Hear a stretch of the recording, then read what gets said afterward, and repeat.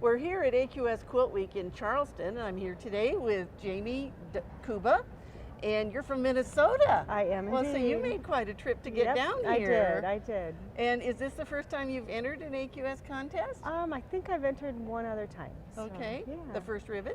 First ribbon. Okay, Yep. that's always exciting, That is very isn't it? exciting, yes. Well, and so your quilt is in the stationary machine quilted category. That's correct. Okay, and you won third place. I did. Very okay. exciting. It's always fun to win money, isn't it? I know, right? Well, let's talk about your beautiful quilt, because the title is Sharon Stash Dance. That's correct. Tell us what that means. So when I looked at this quilt and I wanted to make it, I had no idea how I was going to begin getting all those fabrics. So I went to my mom's house, Sharon, and she has a considerable stash. So I chose all of the fabrics except for the backgrounds from her stash closet. Okay. So yeah, my dad was pretty happy to see all that fabric Yeah, going to out the get door. it out the right? door, right? Right, yes. Well, and so it looks to me like you've English paper pieced all these individual motifs. That's right. All of the shapes you see in here are English paper pieced and then appliqued on top. And this is traditional hand applique, but not needle turn. So hand Okay. applique, and I prepared the shapes, so not so traditional. I prepared the shapes ahead of time and then appliqued them down. Okay, and so how did you prepare the shapes? If you did I- needle turn. Yep, I do a couple different methods. I either use a foundation and glue and heat set the glue after I've turned the edges under, Okay. or I'll use heat resistant template material and just starch the edges and turn them over and, turn heat them set over. them. It all depends on the effect I'm going for. Okay, well that was a lot of applique.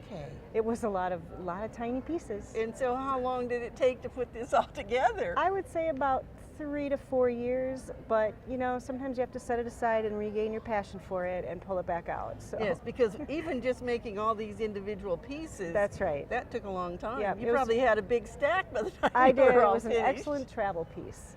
So, Okay, and then the quilting was done on a stationary on machine? a stationary machine, just my regular machine. so- Okay, and you did your own quilting?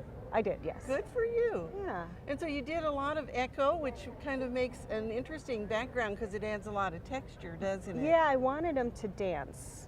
Okay. So I kind of wanted the shapes to dance, and I think I kind of did that. And yeah. And one of the things that I think just really sets this off is in each of these baskets, you've done some embroidery and you've done little bits of embroidery to go with some of the petals. Yeah, I just couldn't leave it alone. There was a little bit of embroidery in the pattern, but I added some. And did we So- say whose pattern it was? No, you know, I came across this pattern in Carolyn Koenig's book, Creating Heirlooms One Stitch at a Time. And the pattern is called 19th Century Folklore Quilt. And I could just imagine, it's a replica quilt, so I could just imagine the gal in the past sitting there trying to just cover every bit of background with a shape.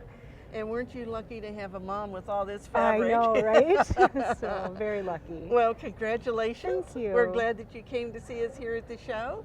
And we hope that you'll enter your quilts in an AQS Quilt Week event and come to the show to see us. Very We got good. lots of beautiful quilts, don't we? Absolutely, very much. See you at Quilt Week.